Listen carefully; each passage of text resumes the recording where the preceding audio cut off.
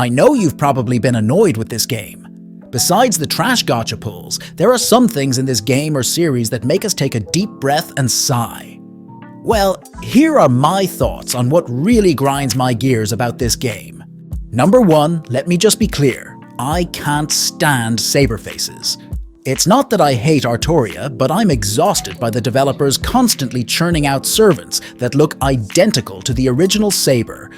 The first one dates back to the original Fate Stay Night game with Saber Alter, who made a huge impression with her contrasting personality. Fate Zero had Gilles de Reyes mistaking Artoria for Juan Dark, which technically introduced the first Saberface. Jean and King Arthur's legends are intertwined, and Gilles was quite mad, so it wasn't overwhelming. Mordred from Fate Apocrypha was a literal clone of her father, but her identity crisis made it work. Even Nero from Fate Extra, the Red Saber, was meant to be a contrast to the original, being far more prideful and wild. Okita from Koha Ace was a parody of the Saberface phenomenon, but Grand Order went overboard in its early years, giving us not just the original Artoria and her alters, but John, Mordred, Nero, Jan Alter, Artoria Lily, Artoria Lancer, Mysterious Heroine X, and more. We got seasonal and swimsuit versions, and even John Alter Santa Lily, who ironically complains about the cloning. Things have calmed down recently, but we still got Lakshmibai, the John Dark of India, and Artoria Castor, plus Morgan Le Fay, who's Artoria's biological sister. Yeah, I'm tired of this. Number 2, it's the game's obsession with gender flip. Fate Grand Order has a serious thing for turning historical and mythical figures into wife material. I mean, do we really need every character to look like they stepped out of a fantasy pinup calendar? This all started with Saber in Fate Stay Night. The idea of King Arthur secretly being a woman was unique and handled with some respect. Saber's story made sense, and her modest design could pass for a boy, which added depth to her character. Plus, Arthur is more myth than history, so the twist worked, but then things got out of hand. Fate Extra turned Emperor Nero and Francis Drake into women for no real reason. These are well-documented historical figures, and their new roles would have been impossible for women in their societies. Nero was gender-flipped just to contrast Artoria, while Drake's backstory became a bizarre mix of Queen Elizabeth I and wild fan theories. And let's not forget their designs. Racy outfits that make it impossible to imagine them passing as men. By the time Grand Order came around, gender flipping had become a staple of the series. Most of these characters lacked the nuance that made Saber interesting. They existed mainly for fan service.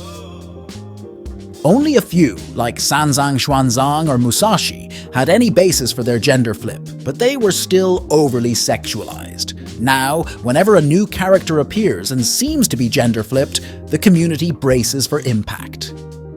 Even if the game tries to be clever about it, like with Van Gogh actually being the Greek nymph Clytie, fans know it means we'll likely never see a true version of the character, and that gets annoying fast.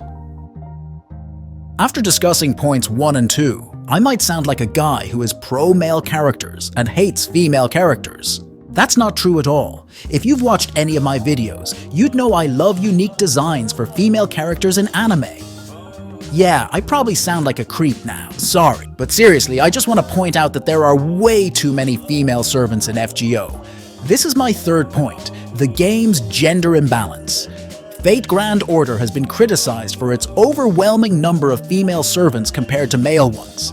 It's like the developers are pandering to their existing fan base and ignoring those who want more male characters. In the early days, there was a noticeable preference for female servants during Valentine's and summer events. But other events and main stories had a more balanced mix of male and female characters. However, as time went on and main story chapters slowed down, the balance tipped heavily towards female servants. By 2021, it got ridiculous. Almost every event introduces a ton of female servants and barely any male servants. If I remember correctly, Only 3 male servants were introduced: Oberon, Muramasa, and Percival. I might be wrong, so if anyone knows more, feel free to correct me in the comments. Next, remember the killed off for real rule from the Fate Grand Order's 4th anniversary? I mentioned it in one of my previous videos, and someone commented that it was a stupid rule. Well, I agree. This rule was meant to add serious drama to the main story by making character deaths permanent and impactful. Initially, it worked well. For example, Leonardo da Vinci's death, impaled by Rasputin and forced into a backup body, marked a shift to a darker, edgier narrative. Spartacus's heroic sacrifice in the Chinese lostbelt was a massive dying moment of awesome, redeeming his abrupt end in the Septum Singularity. It brought a sense of real stakes to the story. However, things took a turn around the Yugakshetra chapter. Neza was abruptly killed by her Lost Belt counterpart, missing any chance for character development. The most infamous example was Miyamoto Musashi, who was erased from existence to stop chaos from destroying the Greek Lost Belt. What started as a way to heighten the stakes and drama turned into a writing flaw. Instead of enriching the story, these sudden and sometimes off-screen deaths left fans frustrated. This is the last one for today, and it's something that really bothers me. I'm sure you feel the same. Let's talk about the disappointment in the Tunguska event.